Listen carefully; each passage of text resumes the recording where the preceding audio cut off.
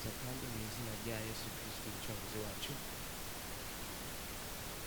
Yesu ni mwiza, atugiriye neza kubona twemereye kuba mu ngoro y'Imana. Bibiliya iravuga yuko umuntu ari amashugwe, ahandi ari ivyatsi, ahandi havuga ngo ni impwemu. Yesaya nawe yavuze ngo nakama k'amazi gakorokeye mu mubindi. Nagira ndagusabe iyo uvyutse hanyuma ukabona uramanuye ikirenge hasi ucicaye ku gitanda, ugaca ushima Imana. Kuko benshi bashaka kuryama bakomeye amago bagasanga, Abanyarwanda nibo bavuze ngo bagasanga ari mirambo, ugasanga wapfuye. None ko turi hano, Yesu Kristo nashimwe.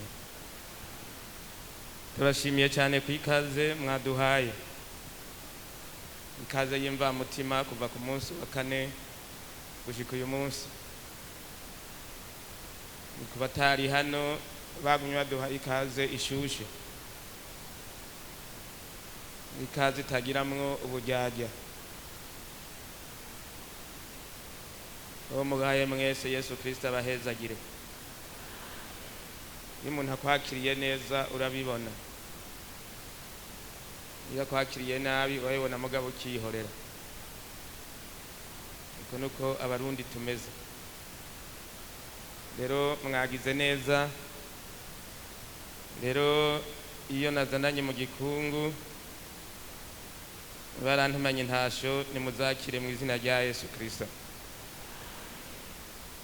Rero tugira twumva ijambo ry'Imana, mugahe ndahakunda. Abari ngahe je nabwiye igituma ndahakunda naico nzobakorera bakibonye. Dushishikare umunsi wo kurangiza igitabo cyanditswe n'umukozi w'Imana Yona. Yona inomero z'urupapuro n'amajana 998. Duheraho nyene ku murongo wa mbere turasoma tugeze ku 17.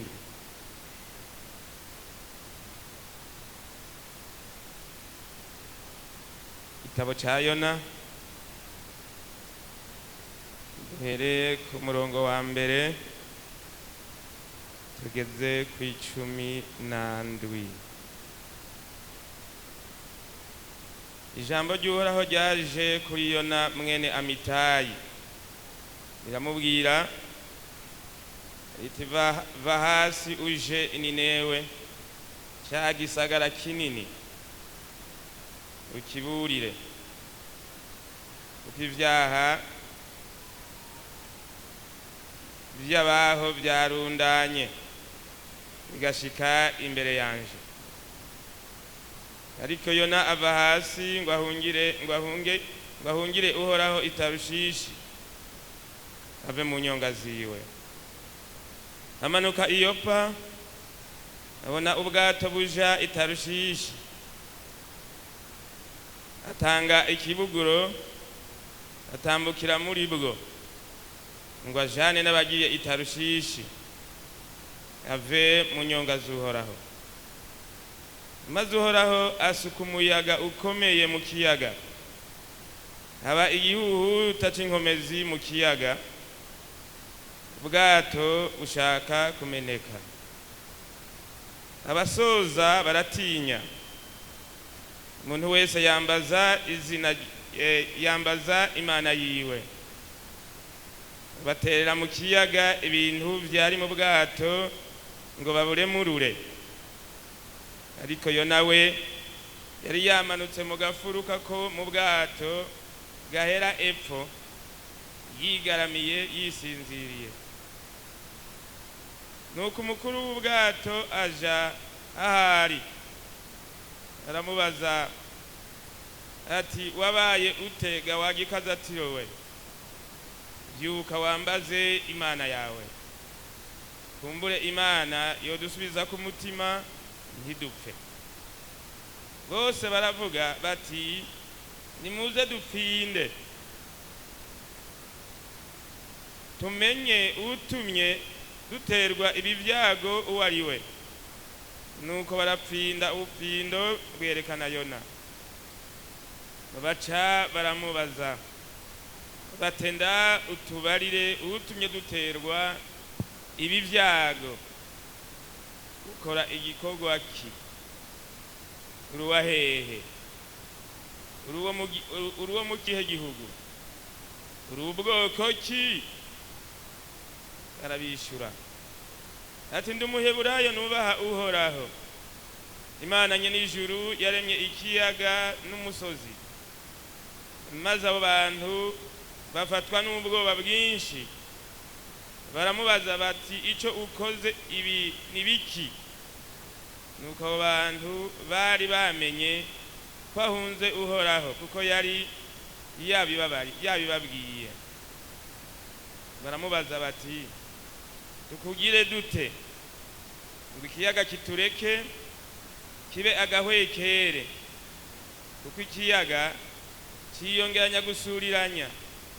Arabishura ati nimunterure munte mu kiyaga, niho ikiyaga cobabera agahwekere, kuko nzi yuko iki gihuhuta c'inkomezi kibahora jewe. Ariko abo bantu barushiriza gusoza ngo bagaruke hakuno imusozi, ntibabishobora kuko ikiyaga ciyongeranya gusuriranya kirabananira. Ico catumye batakambira Uhoraho bati turakwinginze, ewe Uhoraho, hoye gupfa tuzira ubugingo bw'uyu muntu, kandi ntuduharure ko amaraso y'udafise igicumuro, kuko wewe Uhoraho ukoze ico ugomvye. 15. Nuko baterura Yona bamuta mu kiyaga, kiyaga kireka gusuriranya. Maze abo bantu baca batinya Uhoraho bihebuje, bamuha ikimazi, bamusezeranira amasezerano. 17. Uhoraho agera urufi runini ngo rumire Yona, maze Yona ngamara munda y'urufi iminsi 3 n'amajoro 3. Imana nihabwe icyubahiro. Naya majambo y'Imana kugira tuyage maze iminsi nibutsa abatari hano ijambo rimwe n'iryongera ndabereke gusa, kwiga ijambo ryo kwimukira mu bwami bw'Imana. Iyo twari hari habi, Imana yatugiriye neza itwimurira mu bwami bw'umwana wayo ikunda. Yesu nashimwe. Hano dusomye ijambo ry'Imana ryerekana ku musavyi wayo Yona. Yona umukozi w'Imana, Eliya umukozi w'Imana acasubira Elisa, abo bose bagiye barataka ntibagiye kumwe. Eliya yaduze mu ijuru n'agashururu, Elisa nawe yarapfuye nk'abandi. Hanyuma haca hasubira Yona. Abo barabigisha ishuri rya teoloji.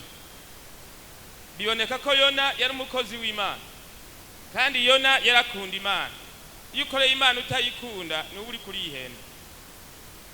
Imana nidufashe cyane, nidufashe kandi.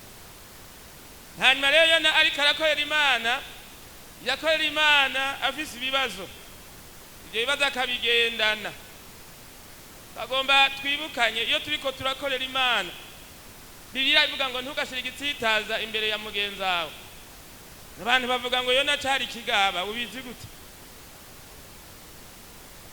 Yona ntiyari kigaba, ariko navuze ejo hahise ntihajya umuntu yogira ibyizigiro no kwihangana hamwe no kwizera. Ufise ivyo uri umukristo mwiza. Haleluya, haleluya. bari bavuze kuri Yona bakavuga ngo iwawa wa Yona ngo nta ciza cohava. None umuntu ataravuga ngo iwanyu ngo nta ciza co ambe hatagira iciza ni he? None mwese ngaha muramenya kinama mwese ngaha muramenya kinama mwese manya gahahe mwese twaje tuva handi iyo duhurira siko none sinavuze ntumuntu yimukira hashaka twaraje rero hanyuma rero bakazavuga ngo harya Yona ngo iwabo ngo nta ciza kiri. Iyo narisobanura akanuma kajya kinjiwe murabona kikompi kajya kanuma kama kitekereje ikagoma amajambo y'ingoshe uzozura karaba neza ubunamye ngo ugiye gutora usanga kigiri ahantu bakunda gutata ntikahaba gacaga kahaba ahantu hari biheko ntikahaba karabimenyereye. Mana nidufashe cyane bavuga ngo Yona ngo iwabo ngo nta ciza kiriho bikamugwamwo. Murazi ko kwigisha bibabaza iyo wigishije kera uragwara na tuberculose kwera zijyangwa uzuramira nkenke ugasanga amahaha yarahe. None rero kaza bamubwira uko bikamubabaza akumva ko bimuruhije ti none je nokora iki ngira nigire ndababisha. Acha amanuka i Tel Aviv aramanuka kuyaga cha Mediterane i Tel Aviv aratanga itike ati je ndigiriye atanga itike umugabo acaracoroka abantu kamaducoroka sinone gute cha je munzu horaho ibintu je ndabona ko ntobisabira nacarinjira mu bwato nacayinjira mu bwato ari itike avuga ati hari ntanda hajya hakurya nciye muri Mediterane njabukiye nzitarushishi zina rya kera yagiye muri Espagne. Hanyuma rero Imana iramwitegereza iti none hajya Yona aroye mu majambo y'abantu nicyo kimujanye gusa nagusaba amajambo y'abantu ntazo gukure mu gikorwa c'Imana. Uraca wiyandika ko sema mwisho mutachoka yandika inyuma n'imbere. Yona ibintu by'amajambo bitabira mugora. Imana iritege none hajya Yona agiye. Imana yaremye ijuru n'isi ibi byose tubonesha amaso. Imana yaremye ibiyaga ibishingira karimbi sinanje ngira ntega gatego bomborana ingunza mu kiyaga Mediterane.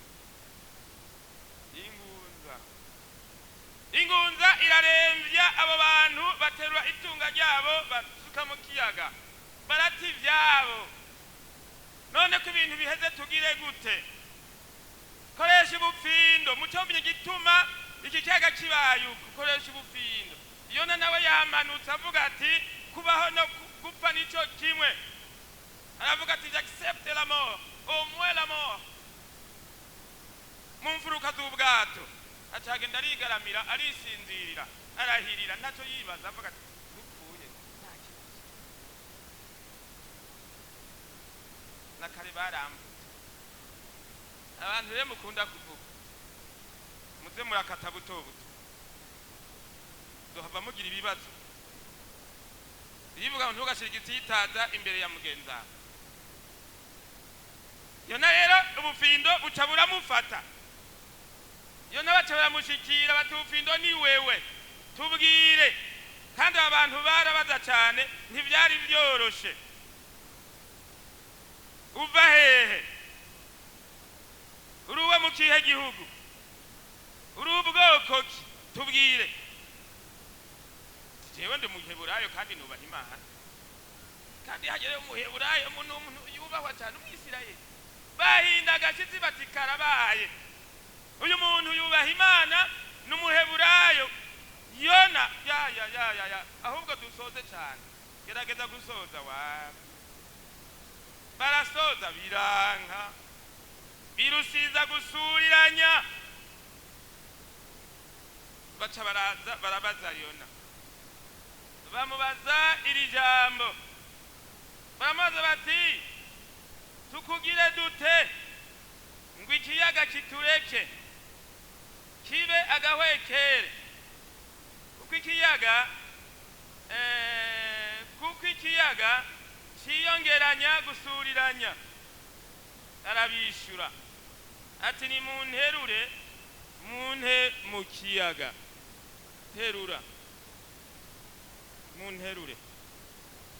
Maze gusoma aya majambo nakuyemwo iri jambo rivuga ngo kwicira urubanza mu buryo bw'impwemu. Iyo nabwiwe niwe yicira urubanza, nta muntu yamucira urubanza. Yababwiye ati ni munterure mwebwe nyene ubwanyu. Je siniterura. Iyo nterura umunyabwenge, je siniterura. Kandi jewe sinitayo. Noba niyahuye. Mwebwe ni munterure. Yari yarize by'ukuri yone, yari mu theologien yemewe. Mwe ni munterure, munteye. Mugo je siniterura, siniterura jewe ndikubona. Iyo nabaca baramuterura. Bamutererayo urubanza rwacize. Burya rero umukristo mwiza nuwicira urubanza mu buryo bw'impwemu. Apana kuvuga ngo gira amahoro ngo byabereye ha. Icira urubanza kuko wabikoze Imana yo mwijuru ibona. Gwenye n'ubwawe nta masura, ntagira amahoro, nta guca mu matribino. Oya. Wenye ni wicira urubanza mu mutima wawe. Haje umuntu wese ariyizi. Bongo kweli. Umuntu wese ariyizi. Wicira urubanza mu bugingo bwawe. Nayo nyaragwiciye ati jewe n'ukuri ndi umuheburayo nubaha Imana. Rero urubanza niciriye ni munterure. Munterere mu kiyaga. Yo nabaca bamuterura bamuterera mu kiyaga. Nagiye ndakubwire Imana irakundana. Haleluya. Imana irakundana. Imana ni nyakigongwe. Imana ni nyembabazi. Ku mutumba wanje bwite ndakunda Imana. Imana ikitegura urufi. Abanditsi bavuga ngo babate Imana yateguye Chibalene ni gifi kiba mu kiyaga ni ifi binini ba mu kiyaga Mediterane. Ariko agacavuga bati balene nayo ifise nini mugabo agahogo ntika umuhogo si munini. Aha ntitunganye imihogo na twebwe. Nenga dukase uku tumira ubungana. Oya. Hari umira bunini nukata numira buto ntitunganye imihogo ngaha. Hari habaririmbye berekana urukundo rw'Imana baze numvise kwibagora no gwaruka imihogo ntiraba minini.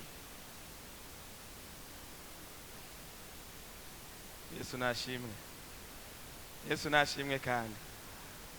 Bagaca bavuga batingira ngo ni reke yoba yaramize Yona mugabo reke nayo ikibazo ifise.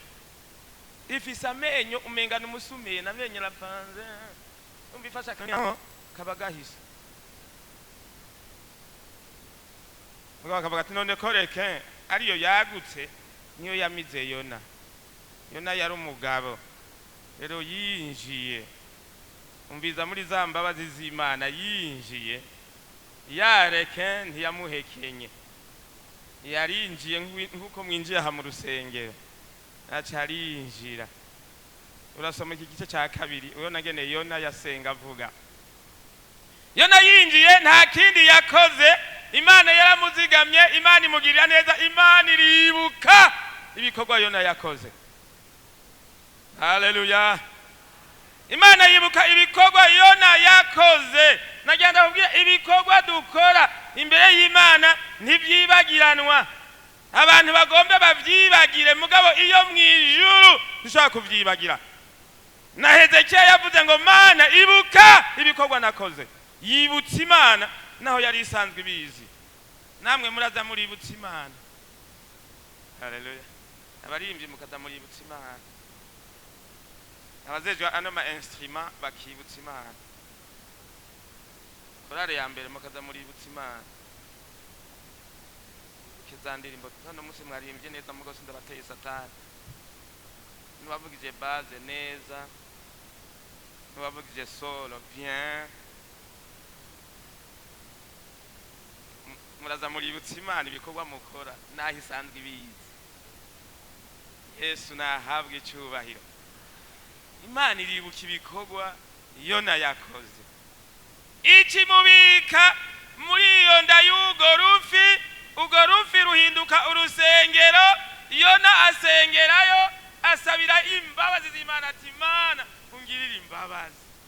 Uraye cyatumye Imana imwemera nuko yaciye yicira urubanza umutima wiwe. Imana nidufashe cyane tube abakristo beza bicira imanza mu buryo bw'impwemu. Kicira urubanza tunukuri genda umunyabyaha. Imana ingirira imbabazi. Uguti nukuri ejo naravuze nabi naka ndamwanka agiye kumusaba imbabazi. Ubundi nuravuze ubundi ati jewe nukuri ajya birivuga ngo twaturanira ibyaha byacu ariko benshi ntibabivuga barahora. Ubundi atavuga jewe by'ukuri naka ndamwanka aramushikira atewe ndahubwire jewe nakwanka ati nakwanka kubwo nayi kuca nimyira kaka nakwanka nukuri. None uwo muntu yankundi gazaho yimyira akajya nakwanka akabiterera ku nzu umva atamwanka. Mugabo amaze kubyatura kicira urubanza baciye bakundana 100%.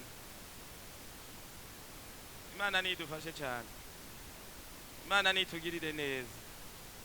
Tube abakristo bicira imanza mu buryo bw'impwemu. Ukimenya ukuri kabivuga imbere y'Imana hanyuma Imana ikakugirira imbabazi. Imana ititera iteka Yona iteka gwa rufi ubunyene ucutumbera hehe kurusi. Iyo ni imvugo yo kwitanganika. Utumbere kurusi utumbere imusozi ushikuti Yona agashibukira nkari umva ni kamazina genda kitagato.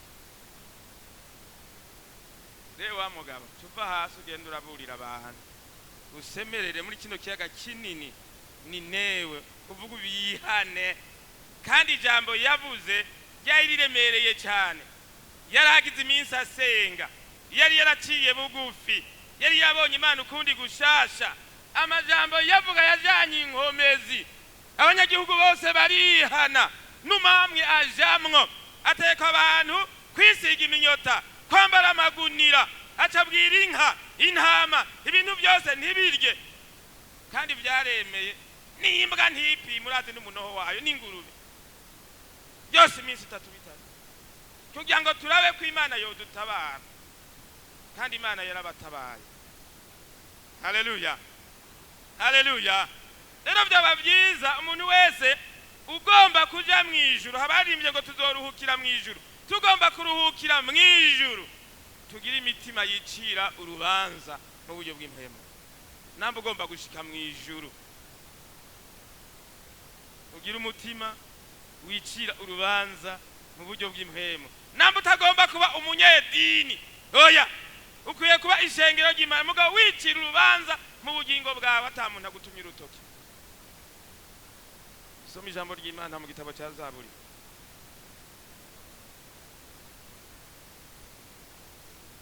Zaburi ya 45.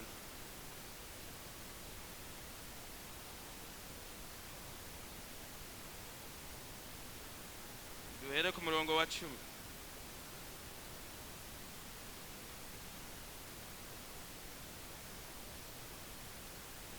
Canke duhere ku murongo w'9. Mu njoreke zawe z'icubahiro harimo abakobwa b'abami. Iburyo bwawe hahagaze umwami kazi yambaye izahabu yavuye muri Ofiru. Umbe mukobwa wiyumvire ubange ugutwi kandi wibagire ubwoko bwanyu n'inzu yaso. Ico kizotuma umwami agomwa igikundiro cawe kuko ari wewe mwami wawe. Kuko ari we mwami wawe nawe umwunamire.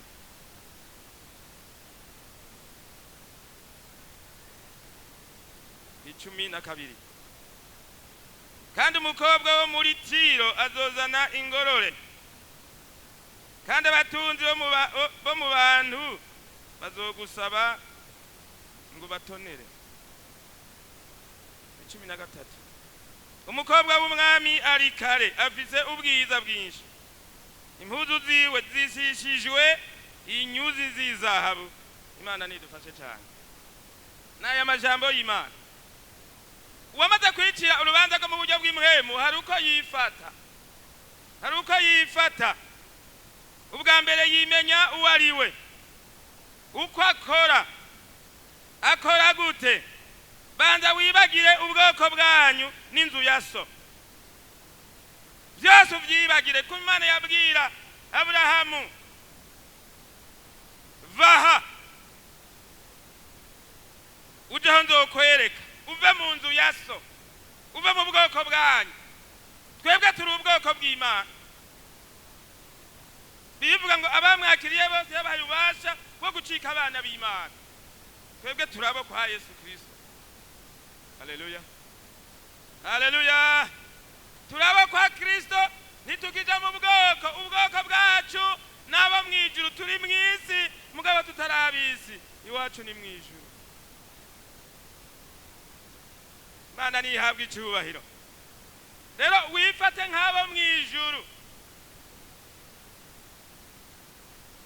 Twebwe abicira urubanza mu buryo bw'imhemu turi abana b'Imana, twifata nk'abijuru. Hanyuma hepfo, umwami Imana yagomye icyubahiro cyawe,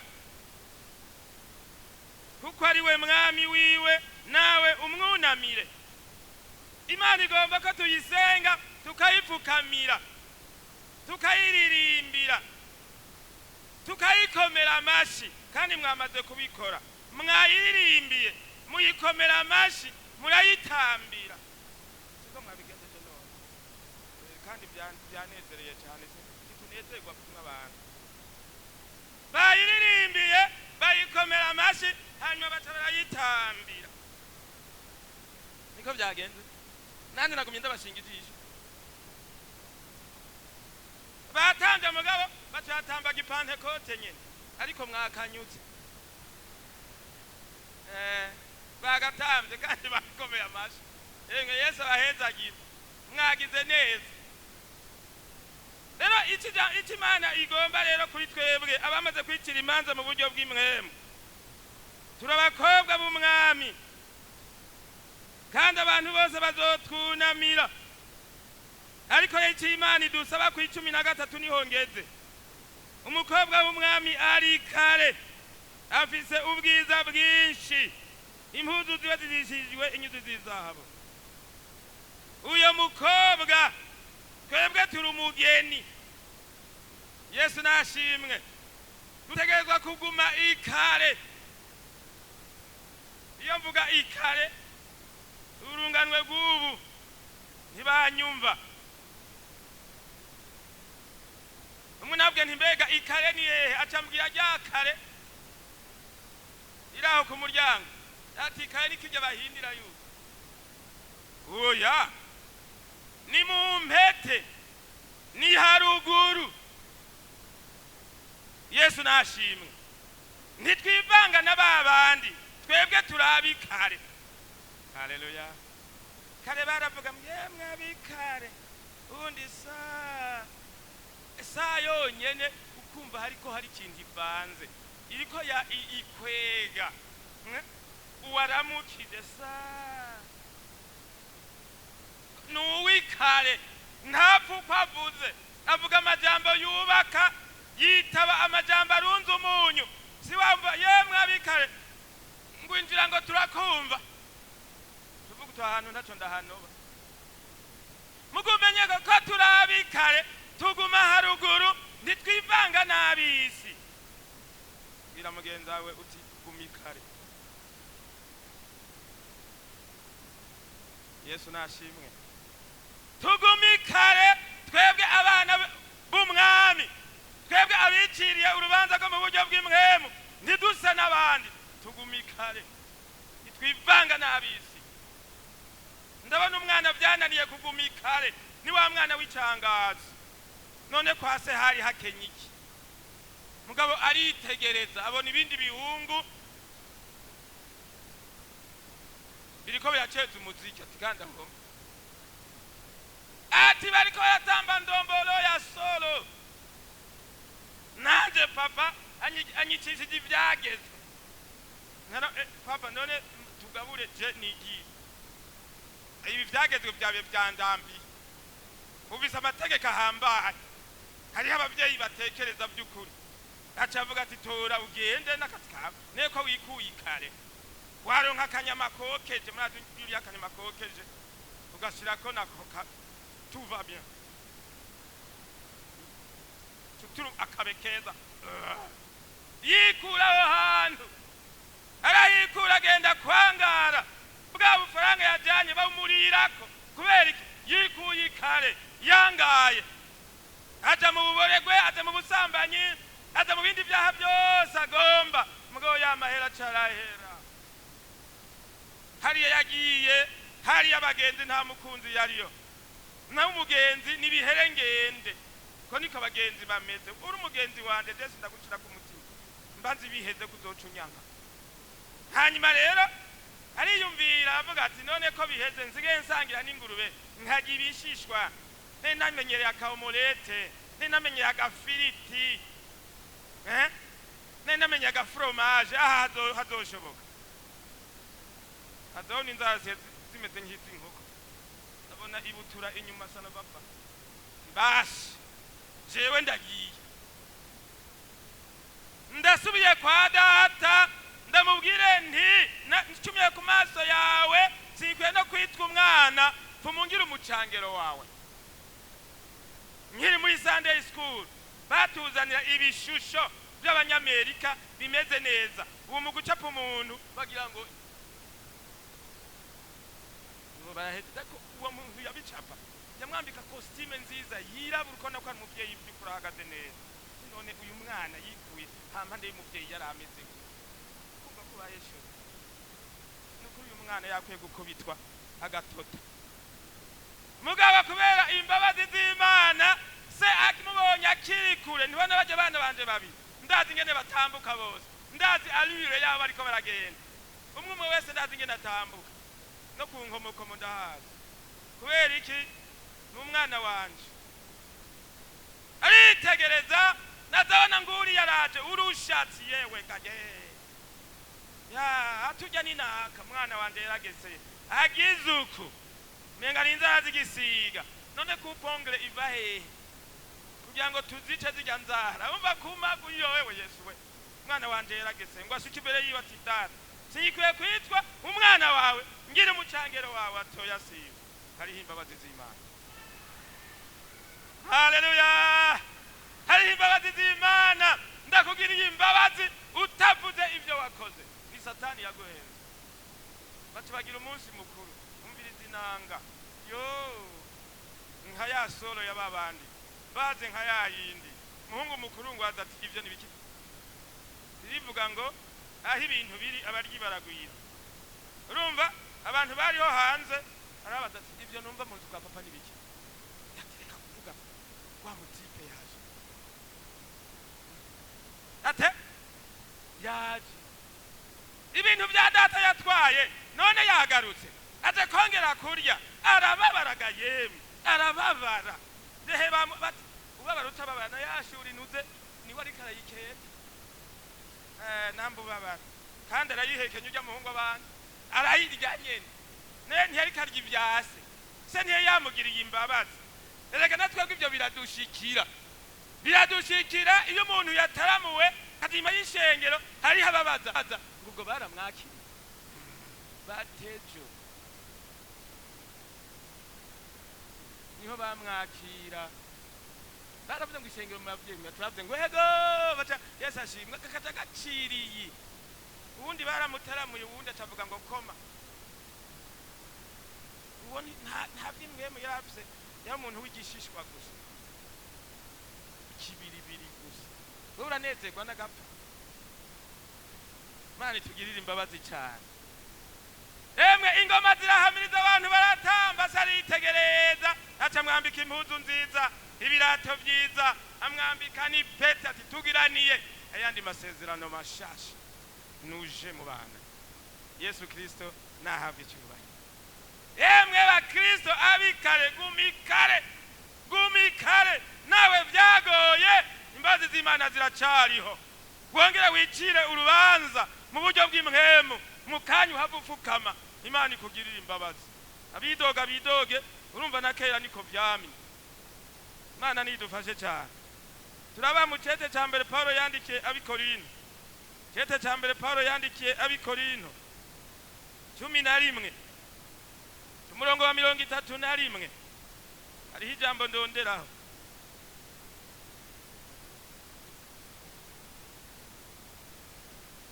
Tugiye gusoma 11:31 mu cete ca mbere Paulo yandikiye abikorino. Ariko iyo twimenye uko turi ntidutsindwa n'urubanza. Ariko iyo dutsindwe n'urubanza duhanwa n'umwami kugira ngo ntituze dutsindwe n'urubanza rudashira hamwe n'abisi. Mana nidufashe cyane. Uri umukristo wobaho utsindwa n'urubanza ukimenya ukuri. Ariko iyo twimenye uko turi ntidutsindwa n'urubanza. Iyo nayimenye uko ari kati sindabahisha nahunze uhoraho ndatanze itike ngiye muri Mediterane ngiye muri Espagne mpunze Imana nijewe nagavye imunterure nyumva ko icirubanza yarimenye uko ari. None Imana ntiyamugiriye imbabazi. Imana itugirira imbabazi twebwe twese. Mugabo twimenye uko turi, kandi iyo twimenye uko turi tugirirwa imbabazi kandi ntituzohananwa n'abisi. Imana iraza amazina yacu, Imana yatona turi mu ngoro y'Imana, ibikorwa dukora Imana irabibona, haje Imana yabona. Ariko iyo ugiye uragenda buhoro buhoro uja mwijuru, Imana ntiyembera kuzohananwa n'abisi. Oya, bakubwira ngo mbega ngo twabona kuza ku rusengero ngo twagira ngo urakizwa wari umwicanyi. None yuko turi kumwe ngaha aho biko bagore. We ntumva ko akabyoma. Imana itugirira imbabazi. Ariko iyo twimenye uko turi, Bibiliya nikitubwira ntidutsindwa n'urubanza. Kuko iyo dutsindwa n'urubanza duhanwa n'iki? N'umwami. Inyobozo yawe n'ubuhiri bwawe nibyo bimpumuriza. Ega Imana nikubita nikoresha ubuhiri, nikoresha inyobozo. Turiko turajana irayenga. None Yesu we niyamutanga. Wewe kwikura umwana umwe. Nemwe je ntawe notanga ndabarahi. Naho mworira mukarira amaraso. Uvuga nti wabikorera iki? Koma kwanza. Je niko novuga. Muga kubera urukundo rw'Imana umwana umwe iramwikuraye. Yesu Kristo arakundana. Amen. None rero ko Yesu akundana igomba ngo wicire urubanza mu buryo bw'impwemu. Wowe nyene wicire urubanza uvuga uti ndi umunyabyaha uhungu burake buzoza kugira ngo tuzohananwe n'abisi. Iri jambo ry'Imana baryumvise twese Yesu Kristo natugeze. Unamika amaso yacu dusenga. Uvuga ati ndicira urubanza mu buryo bw'impwemu. Naze tumufashe gusenga Imana. Ndanse guhananwa n'abisi. Ngomba kwibera umwana w'Imana, ngomba kwibera umuragwa w'ijuru. Numere nguko Yona yabaye. Yego hariho imbabazi z'Imana, hari urukundo rw'Imana. Basi hari icyo kuza kuva hasi n'ubutunzi, hari icyo kuza kuva hasi n'amashuri nayo yari yarize. Ariko uyu mwanya va hasi bibwira Imana. Umutunzi arapfa, uwiza agapfa. Urupfu nta discipline rugira, rurajaniranya, inzoya zirapfa. Ariko uyu munsi iragukunda, uyu munsi guhoza kwijisho nuzu bibwira umwami wawe, nuzu bivuge. Mwebwe muje mubanguke, inyuma hariyo benshi. Mubanguke kandi mufukame neza n'abandi bakwigwe. Ni nawe nahuze ndakubwira ntivukama hugeze. Wibaze mu bugingo bwawe iryo jwi kubwira ngo ntuve hasi ni Satani. Ibuka gwagwanko gwawe na ryashari ryawe no kutanezerwa na mugenzawe niyo yambaye neza urababara. Imana ikugirira imbabazi. Arikuze muri imvi yavuze ngo bibwire Yesu niwe mukunzi wawe, nta wundi wabona hafi yawe, bibwire Yesu. Hano hariho abakozi bake ntibashobora kubashikira mwese, ivyo nyene wafukamiye bibwira umwami wawe buhoro buhoro. iyo abaditse bugutwi yumva kudusumba, Imana yaza kuvyumva, Yesu Kristo aza kuvyumva. Hanyuma urangije uvuga uti Imana ngirira imbabazi, ngirira imbabazi. Imbabazi z'Imana nisize. Umwana w'icangaza agirirwa imbabazi, kandi n'Imana yongera igirira imbabazi yona. Ne nawe uyemera iramwemera, nawe irakugirira imbabazi.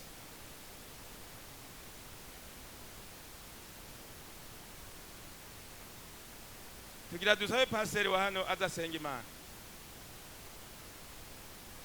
Ariko ndabona aho ugeze uhavuka amaho nyene, kuko hano umenga huzuye. Nuraba impuzu yawe uraraba kuja mwijuru gusa, impuzu irashira. Harura imbabazi z'Imana n'ukundi gukunda, tuzoja mwijuru. Kaze pasi.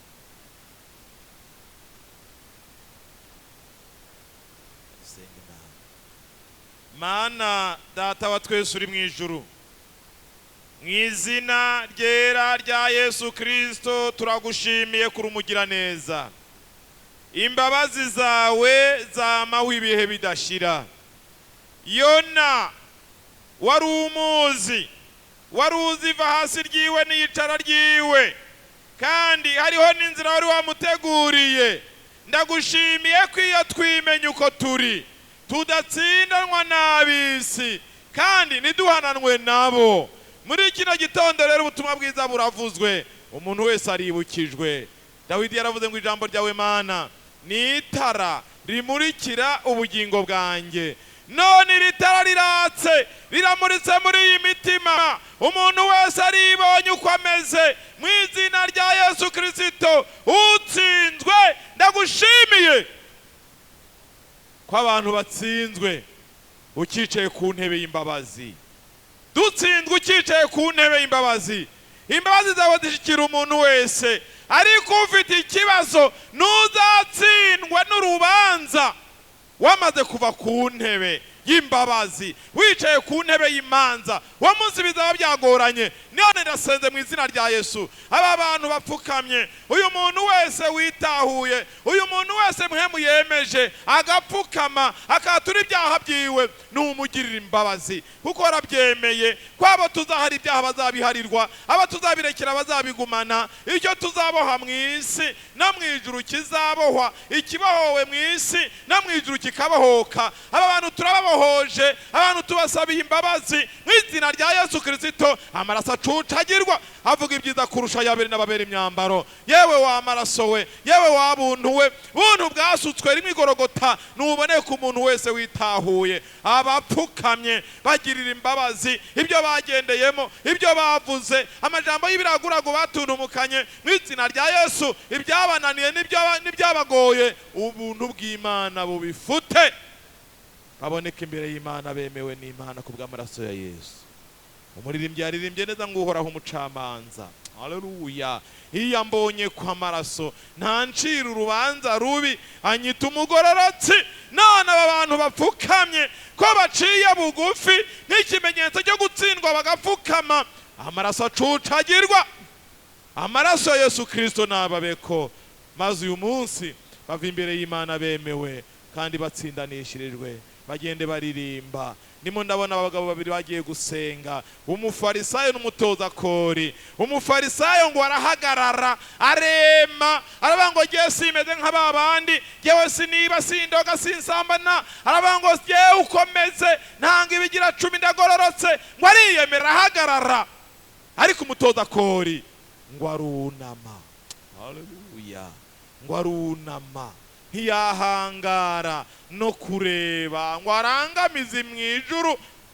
Aravuga ngo ngirira imbabazi, ngirira ikigongwe, ngirira ikigongwe, ndi umunyabyaha, ngirira ikigongwe. Yesu mungere mwiza, uwo munsi uravuga ngo mbabwiza ukuri, uwo mutoza kori ngo yaramanutse asubira iwatsindanishijwe. aba bantu bunamye barimo bagutabaza ngo ngirira ikigongwe naracumuye, ndasabye ngo bagirire imbabazi maze basubire iyo bazananye batsindanishirijwe ku bw'amaraso ya Yesu. Ndagushimiye kubyumvise kandi ukabidukora nk'Imana itubabara ku bwa Yesu Kristo umwami n'umukiza wacu aho tubisabye, amen. gume mupfukamye, hanyuma urwaye atuva hasi mw'ishengero, urwaye nave hasi, uhagurukane ukwizera. Arimbye avuga ngo muganga mwiza ni Kristo, niwe mukunzi wacu, niwe avyura abahenutsi. Ndivuga ngo naho wokwizera ukwizera kungana akabuto ka sinapi, twobwira imisozi igatabwa mu kiyaga. Duhe kaze ari mu François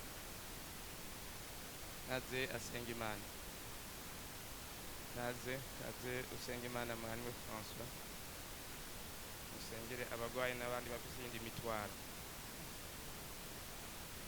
Mana nkuru, se umwami wacu Yesu Kristo, turagushimiye kugira neza kwawe, turashimye kuri hano, turagushimiye amajambo. Aba rero bimenye ko indwara n'iyindi mitwaro n'ibindi bibabaje bibagoye, wavuze ngo muze kuri jewe abarushe n'abaremerewe ndabaruhura. Aba baravyizeye, cyo gituma bahagurutse imbere yawe Mana, uko bumva baruhijwe, bamwe n'indwara, abandi n'ibibazo by'ubuzima, abandi n'ibindi byose bagaritse umutima. Wewe uri ngaha kugira ngo wishure ikibazo cy'uyu muntu. Mu izina rya Yesu Kristo umunyanazareti, turasengera abantu Mana bagwaye bizeye, nubakoreko ubushobozi bukiza bumanuke kuri bo. Turagomba ngo umuhemu w'Imana manuka ugendagenda ahantu abagwaye, hari abahebujwe n'abaganga, ariko wewe uri umuganga mukuru. Hari abatagira n'ingene bashobora kwivuza, ariko ufise ubushobozi bwo gukiza. Turabasenga iyo bakize, ubakoreko Mana, bakize bave ngaha bafite ishimwe ko bagiriye neza. N'aba bafite indi mitwaro agaze imbere yabo, mu izina rya Yesu. Wavuze ngo si kubw'inkomezi, ngo si kubw'ububasha, ariko ni kubwa muhemu wanje, ngo imisozi minini ngo uzocika iyaya. Mana, y'imisozi ihagaze imbere y'abasavyi bawe, mu izina rya Yesu, kubwa muhemu w'Imana, y'imisozi turayimuje. Haleluya. Wavuze ngo nimwagira ukwizera, naho ko bagutoyi ngo muzoshingura imisozi itabwe mu kiyaga. Mana, abantu bahagaze bizeye, turabasengeye mu izina rya Yesu, w'imisozi ihagaze imbere yabo ishinguke. Amen. Ishinguke. Abarafise ibibazo, abafise ubwoba, abafise imitima ihagaze, Mana, subiza mu mitima y'iminezero. Kwavuze ngo unyizera w'inzuzi z'amazi y'ubugingo zora zitema zivuka ziva mu nda yiwe. Mana, abantu bahagurutse bafise ibibazo bibagoye, turagomba ngo umunezero usubire uteme mu mitima yabo mu izina rya Yesu. Abivyizigiro vyaheze, subira utembeshe ivyizigiro muri bo, kuko uri Imana kandi bahagarariye. Mwami, turagushimiye kubikoze, turagushimiye kubagiriye neza, kubagiriye imbabazi ukaba ukije Mwami, n'ibigozi ko bahaye intsinzi. Urakoze Mwami, turagushimiye kubakoreye, natwe turabyizeye kuba tuzi ko tubihawe mu izina rya Yesu Kristo. Amen.